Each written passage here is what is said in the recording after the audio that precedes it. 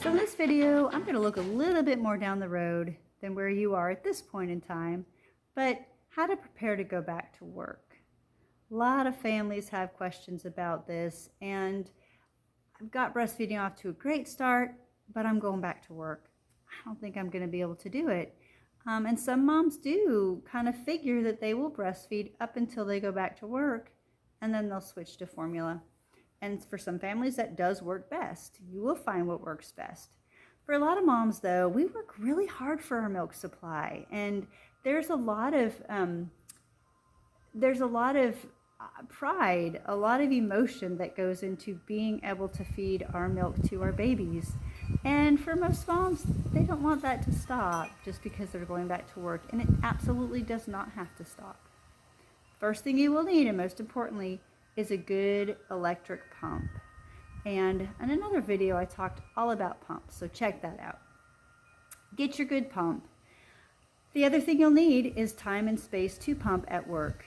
By law, federal law, employers are required to have a place for a mom to pump that is not a bathroom.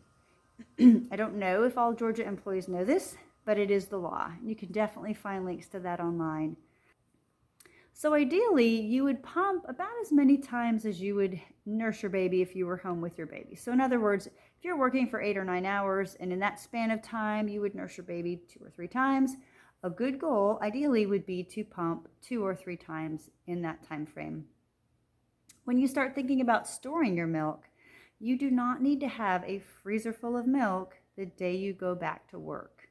But it is good to have a little bit set aside. So a good rule of thumb, in the early weeks of your baby's life, if your baby is latching well, nursing well, breastfeeding well, you're hearing swallows, your breasts are feeling softer after your baby's done nursing, your baby is pooping and peeing and gaining weight, and you've got this great milk supply, I would not do anything with a pump in the first 3 or 4 weeks of your baby's life.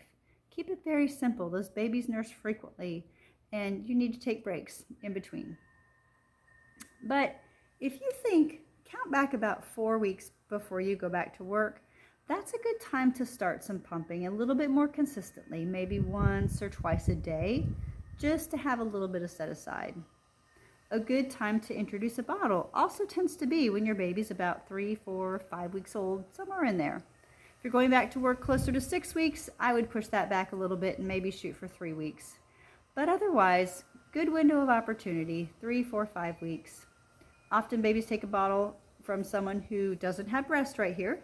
So dad, grandma, other care providers tend to be ones that are better to start introducing a bottle. As far as bottle nipples, types of bottles, there are hundreds out there. There's several that say better for breastfeeding, more like a breast. I don't think babies are fooled at all. So I would encourage you just try several different types of nipples. Some have a long nipple, short nipple, wide base, narrow base, different types of flows.